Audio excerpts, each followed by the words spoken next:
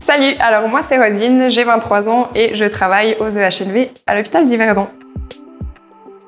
Alors le métier de technicienne en salle d'opération se décline surtout en deux fonctions, donc l'instrumentation et le rôle du circulant. Côté instrumentation, le but c'est de savoir anticiper les gestes du chirurgien pour le déroulement optimal d'une intervention.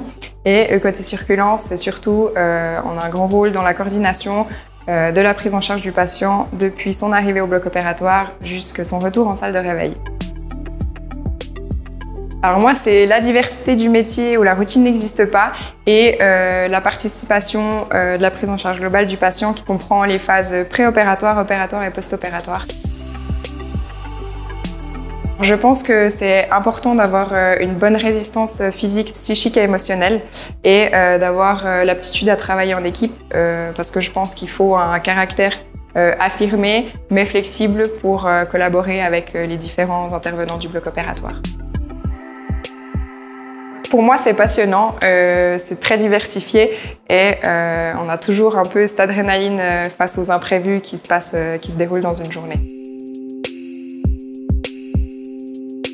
Franchement, au début, il y a tout qui m'impressionnait, avoir la vision d'une articulation ouverte, d'un ventre ouvert, enfin, c'est vraiment des sensations et des émotions fortes qu'on peut ressentir.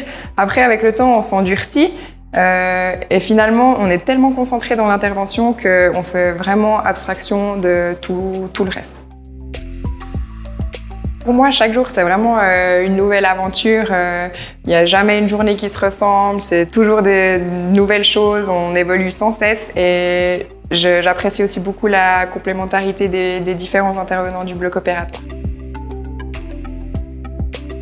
Récemment diplômée, je souhaite encore asseoir mes connaissances au sein de l'hôpital dans lequel j'ai effectué ma formation, mais par la suite, pour ma carrière professionnelle, je vise d'autres horizons, peut-être pourquoi pas une clinique, un hôpital universitaire, enfin on verra où le vent me mène.